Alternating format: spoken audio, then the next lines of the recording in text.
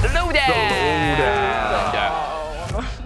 Here we go, down. Sony unveiled the PS5's user interface today, and it has some surprising next-gen features because it is a next-gen console.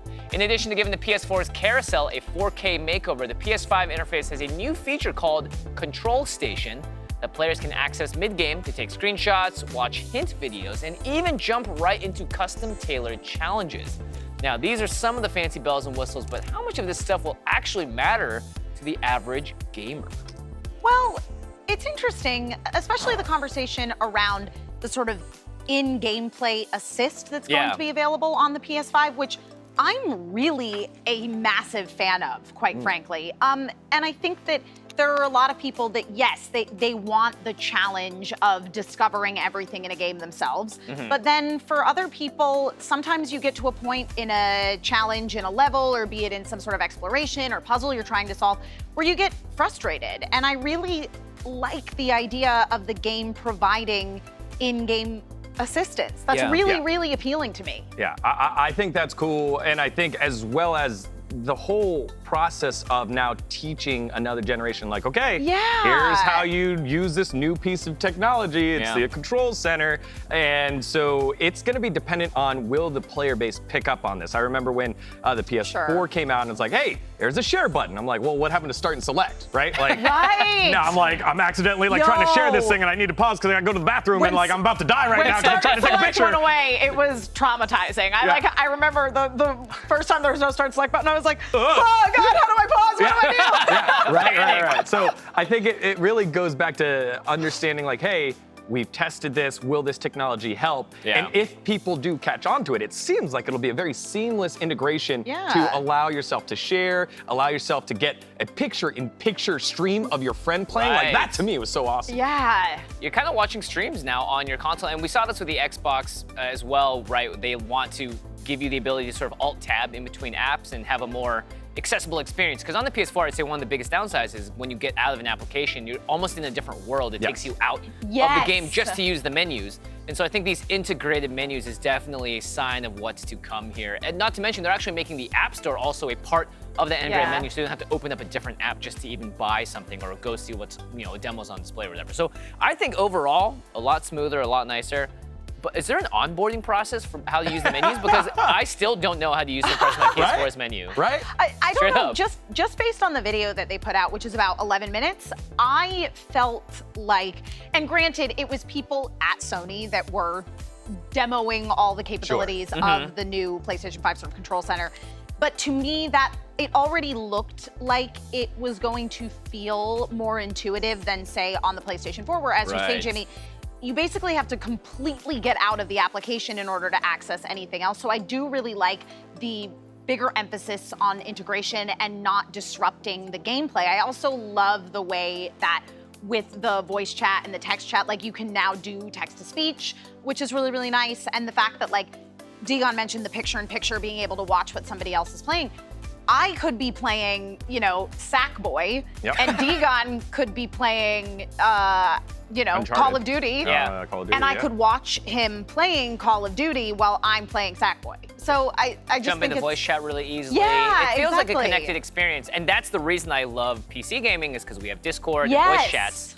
So they're definitely pushing towards this direction. Yeah, yeah. I don't think this is going to kill Discord by any means, but no. But certainly it is going to provide a more integrated gaming experience within the PlayStation itself. And that's one thing that we've lauded the Xbox and kind of Microsoft itself on what they're trying to move towards. It's like, hey, we're trying to build this one platform because you know how to use your PC, you know how to use your computer.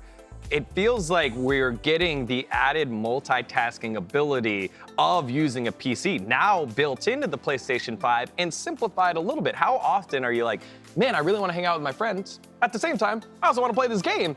And now you can do that and you don't have to play the same game. Like, I don't like playing, if you don't like playing Call of Duty, then it's like, oh, that's okay. I'll watch my friend play this single player game and I can talk to him. So it's not even a stream where you're disconnected. Like, to me, it was bringing a little bit of that multitasking that a PC does, putting into the PlayStation and allowing ways to connect and still feel like you're getting more done. It's all synergetic. The race to be more like a PC. Well, speaking of a console that's been racing to potentially be more like a PC, moving on from one side of the console war to the other, on Wednesday, Microsoft confirmed the full launch lineup for the Xbox Series X. Among the 31 games are exclusive classics like Gears of War 5 and timed exclusives such as Yakuza Like a Dragon. For comparison's sake, here's some of the Series X's biggest launch titles compared to the PS5 starting lineup, which includes exclusives like the Demon's Souls remake, Godfall, and Marvel's Spider-Man Miles Morales, among others. Very importantly, Bugsnax. Yes. Bugsnax. Will's happy. Which console do you think has the biggest advantage as far as launch goes? This is a Bugsnax show now. Bugsnax. If you got Bugsnax, we're on your side. I mean, obviously, PlayStation 5 has always won the exclusives battle. Sure. They seem to be doing it again here. To really gauge who's going to win and who's going to be the better console, you got to go like a year down the line. It's on so the true. releases. Like, I can't even get either of these consoles, so I don't care. Right. But a lot of people are in the same boat as us. So I think at the end of the day, it's going to be just sort of like a, like who's got a cooler launch and better press around it, as opposed to what the actual games are. Because a lot of people, I think, are still going to be playing on their PS4s and Xbox, One S's at the end of the day. No, definitely. And it's interesting to me, too, because you look at something such as Yakuza Like a Dragon, which I really am excited about playing, which is an Xbox Series X timed exclusive as far as next-gen consoles go. Right. But I'm going to be able to play it on my PS4 the same day I could play it on the Xbox Series X that I can't get. Right. Yep. Yeah, and that seems to be the thing. You're feeling with nostalgia for the Xbox right now while they're still waiting for those AAA exclusive releases, right? Basically looking at you, Halo. And until that gets cleared up, it feels like the software side is going to be on PlayStation 5. You do have the Gears of War series on that, which I think is great for those that haven't experienced Gears of War, the storyline, the gameplay, and the next chapter of it. But You're not missing much, sorry. I feel like the new experience that you want to get on your new console will happen first on PlayStation. Will happen the best, as we've all stated, that's yet to remain. TBD. Yeah, and it seems like most of you at home agree with us with the PlayStation having more of the vote, but it seems like some of the Xbox fans starting to show up. Still a and creep decent on showing in. on the part of Xbox. Yeah, make sure to head on over to venn.tv/play. We'll have a couple more megaphone questions for you in just a bit. The show. All right, that's it for the console war news. Moving on. Oh, wait, Digon, wait. What? A late breaking dispatch has just arrived from the Pony Express, and it's addressed to me. It's What? from my dear friend, a PS5 fanboy, Oh. fighting on the front lines of the console wars. What? He writes, Why does that paper look so dirty? "My dearest Emma, My dearest Emma, as the warmth of summer gives way to the chill of fall, so too has the frost of fear taken hold at Fort PlayStation as the hour of our glorious battle draws near. Pre-order supplies remain low, as does our morale with the realization that many fanboys will not have a console to unbox come launch day. And grim was the mood when news spread through camp that Fallout 4 runs at 60 frames per second on the Xbox Series X. Yet hope springs eternal, and 'twas with a whooping huzzah that we rejoiced upon hearing that PT, Hideo Kojima's horror masterpiece, may be transferable to the PS5 over Wi-Fi. Yet though our catalog of backwards compatible games is robust, my heart aches for those titles left behind. Good, brave games like Hitman Go, We Sing, and Joe's Diner. I can only pray that the Almighty Redeemer and his chorus of angels are playing them in that gilded place where all good games go.